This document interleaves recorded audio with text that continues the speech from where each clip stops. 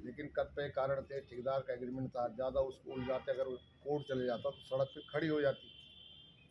मैंने तुम्हें कहा था कि 15 दिन रुक जाना, तुमने कहा नहीं जी, अस्सी गंगा वालों को ऐसे ना यहाँ नहीं 15 सालों में पहले कुछ नहीं हुआ था, इसलिए हम तो ठगे हुए थे कि भाई जहाँ 15 सालों में कुछ नहीं हुआ, मैं 15 दिन में क्या हो आपकी जाएगा। बात को इसलिए कहता हूँ कि मैं आपके बीच का रहने वाला बिल्कुल हूँ। बिल्कुल। अगर मैं कहीं पे भी उस चीज़ पे चूका हूँगा कि सड़क नहीं होनी चाहिए, मैं खुद उस चीज़ को चुनाव के टाइम पे भी देख के यार बोल के यार उस समय भी मुझे एक दर्द था कि सड़क होनी है।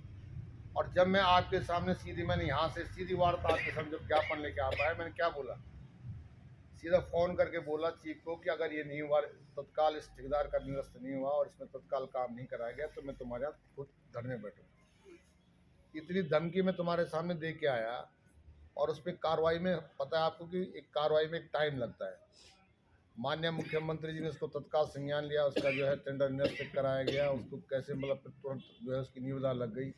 अब उसके लिए कहाँ से पैसे का अरेंजमेंट होना आपको पता है कि उससे पहले जो है 8 साढ़े 8 करोड़ में फोकस रखता हूँ और उसी पे मैंने फोकस रखा हुआ है, जिसका आप लोगों को मैंने उस समय बताया कि भाई इसमें कार्रवाई चल रही है, किस तरह से फिर जो है बैठक हुई, कैसे निरस्त कराए, फिर टेंडर लग गया, अब टेंडर लग गए, निविदा पड़ेगी, दूसरा ठेकेदार आएगा, दो बार लेकिन लोग क्या होते, कतिपय लोग क्या होते, मैंने ये कहा उस दिन आप बोलना जो है ये मैंने समझा ठीक है, अपनी समस्या के लिए आदमी बोलता कि नहीं जी क्रांति होती है, लेकिन मैं इसको थोड़ा सा अलग उससे समझता हूँ। अगर हम सरकार के साथ में काम कर रहे हैं, आप दिन रात चाहे हेली सेवा हो, चाहे हमारा जो है मेडिकल कॉलेज की बात हो, आज की डेट में 50 बेड एक्स्ट्रा, वहाँ पे कैसे अच्छी मशीनें लगेंगे, डायलिसिस की मशीन सारी है कि वो काम नहीं कर पा रहा है। पहले भी बात आई थी इनको ब्लड टेस्ट करेंगे, तब पिछले विधायक जी भी डर गए थे। देखिए, न तो कोई ठेकेदार दबंग होता है, कार्यदायी संस्था होती है, राज्यपाल के बिहाय पे जो है अनुबंध होता है और उस अनुबंध में विभाग भी फंस जाता है, फिर कोर्ट कचहरी के चक्कर लगाने पड़ते हैं। उस कोर्ट कचहरी के चक्कर बचने से कि कहीं हमारे जो है विकास अवरुद्ध न हो जाए, तो हमेशा विभाग थोड़ा सा जिसको कहते हैं कि मुलायम ढंग से चलता है कि आज काम होगा, कल काम होगा। और ऐसा नहीं कि विभाग ने अपनी तरफ से ठेकेदार के प्रति जो है कई बार जो है नोटिस नहीं भेजे, ठेकेदार का बॉन्ड रिसाइंड भी किया गया, दोबारा जो है उसी ठेकेदार का टेंडर खुल गया। तो अब सवाल तो इस बात का कि किसी ने टेंडर नहीं डाला। इस समय हमने 1-2 एजेंसियों से बात की, भाई आप लोग टेंडर डाल दो, आपको कोई दिक्कत होगी हम पूरी हेल्प करेंगे। तो ऐसा नहीं है, मैं नहीं मानता हूँ। ये भी है ना सर, ये कह रहे हैं कि जब तक धरने पे चले रहे थे लोग, ये बात कर रहे हैं, उसके बाद बीच 50 लाख का और निकल गया पैसा, लोग यहीं बैठे हुए हैं बात ही कर रहे हैं और 50 लाख और निकल गया। देखो, जो कार्यदायी संस्था है ना, अगर पैसा निकला होगा तो एमबी के हिसाब से निकला होगा। नहीं तो वो एक्शन तो ये कह रहे हैं मेरे कार्यकाल का नहीं है, फिर पिछले कार्यकाल का ढूंढ जो ठेकेदार के द्वारा जो काम किया, ठेकेदार ने कहा कि मेरा भुगतान नहीं हो रहा जी, मैंने इतना काम कर गया, पहले क्या हुआ वो नहीं, मैं नहीं जान सकता। लेकिन जो गंगोरी से संगम चट्टी, उस बीच में कोई काम नहीं हो रहा। संगम चट्टी से गजोली के बीच वो काम कर रहा था, तो जो वो काम कर रहा था उसके लिए वो कह रहा था कि मुझे भुगतान नहीं दिया रहा, इसलिए मेरी प्रोग्रेस नहीं हो रही, ये नहीं हो रही। तो हो सकता कि विभाग ने जो उसका थोड़ी बहुत जो पेमेंट रहा होगा उसको कर दिया होगा। तो ऐसा नहीं कि मतलब जो है कहीं जो है हम बोलेंगे नहीं साहब विभागीय दोषी है। हो सकता अगर कोई भी विभागीय अधिकारी अगर गलत ढंग से होगा, ठेकेदार के साथ लिप्त होगा, गलत चीज़ होगा, उसको कहीं जो है बर्दाश्त नहीं किया जाएगा, उसको बाकायदा जो है उसके खिलाफ कार्रवाई की जाएगी। अच्छा, अब जैसे आपने रीटेंडर कर दिया तो अब ये डर नहीं है कि फिर कोर्ट में जाएगा, कोर्ट में अभी भी जा सकता है फिर? देखिए, अब रीटेंडर पड़ गया, टेंडर पड़ जाए तो अब भाई देखो, अब मैं आपको बता रहा हूँ, छोटा सा उदाहरण दे रहा हूँ हीना का। जैसे ही टेंडर खुला उसके नाम पे 42 से 43% कंपटीशन पे उसने टेंडर लिया, उसके बाद वो कोर्ट चले गया और कोर्ट चलने के बाद लगभग जो है आज 1.5 साल हो गया, 1.5 साल से ऊपर का 2 साल होने वाला है और 2 साल से वो हाई कोर्ट में सड़क टंगी हुई है और नहीं अब तक नहीं लग पाई कोर्ट कचहरी में। इसीलिए हमने उसको, उसमें थोड़ा समय लगता है कि जो हमारी जो शासन की कमेटी है उसके द्वारा जो है ये निर्णय लिया गया, बैठकर निर्णय लिया गया कि एक एक बिंदु पे निर्णय लिया गया कि कल कोर्ट न जा पाए। तो पूरी कोशिश सरकार की तरफ से कि कोई भी जो कार्यदायी संस्था है गलत काम कर रही है वो कोर्ट न जाए और ग्रामीणों का अनित ना हो, ये सड़क फिर लटक न जाए।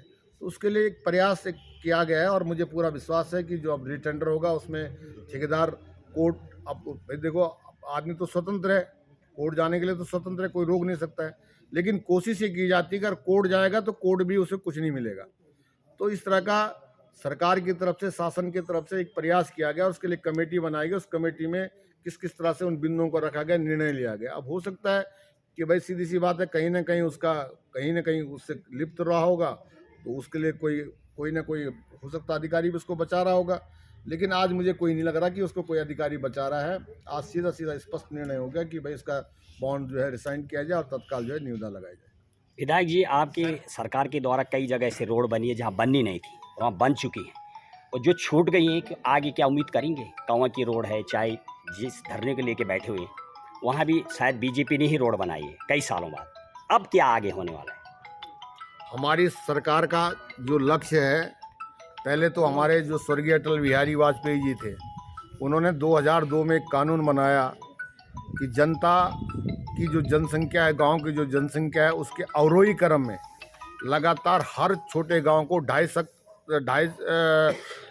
तक की जो जनसंख्या के गांव हैं उनको जोड़ने का प्रयास किया गया, जिसका जीता उदाहरण पिलंग का, कामर का, तिहार का, दूर दराज के जो गांव थे उनको जो है सड़कों से जोड़ा गया। विधायक साहब, हमने न्यूज़ चलाई थी और फिर चलाने वाले कई जनता चाह रही कि कई रोड ऐसी बनी है माननीय विधायक स्वर्गीय गोपाल राव जी ने बनाई, तो उनके नाम पर कुछ रोड रख क्यों नहीं देते? जनता चाह रही, क्या इस पर भी कुछ पार्टी विचार करती या करेगी? देखो, भारत सरकार की जो सड़कें हैं, पीएमजीएसवाई की सड़कें, उन सड़कों पे पता है आपको कि वो भारत सरकार का पैसा है और स्वर्गीय गोपाल रावत जी हमारे नेता थे, और हम भी चाहेंगे कहीं ना कहीं उनके भी बोर्ड लगेंगे जो उनके कार्यकाल में सड़कें बनी।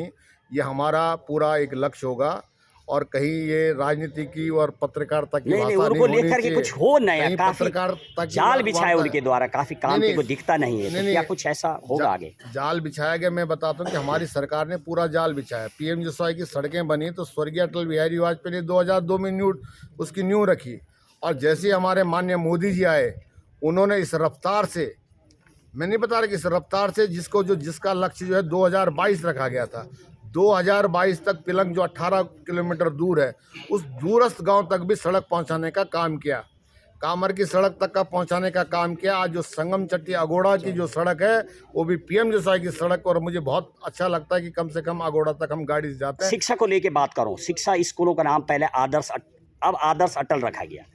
पहले थी सिर्फ आदर्श, कांग्रेस ने बनाया, दोनों स्कूलों की हालत खस्ते हैं, सिर्फ सीबीएसई हुआ, इंग्लिश मीडियम हुआ, बहरहाल बदलाव ज़्यादा नहीं हुआ। आप बराबर काम करते हैं, तो आगे लगेगा क्या स्कूलों में कुछ बदलाव नया आएगा? सर, नाम बदलेंगे आप? हमारी नाम बदलने की नहीं है, हमारे जो प्रदेश के जो शिक्षा मंत्री, यशस्वी शिक्षा मंत्री माननीय धन सिंह रावत जी, उन्होंने नई शिक्षा नीति लाई है, और पूरा फोकस नई शिक्षा नीति को सुधारने का हमारी सरकार प्रयास कर रही है। चलिए, बहुत बहुत धन्यवाद।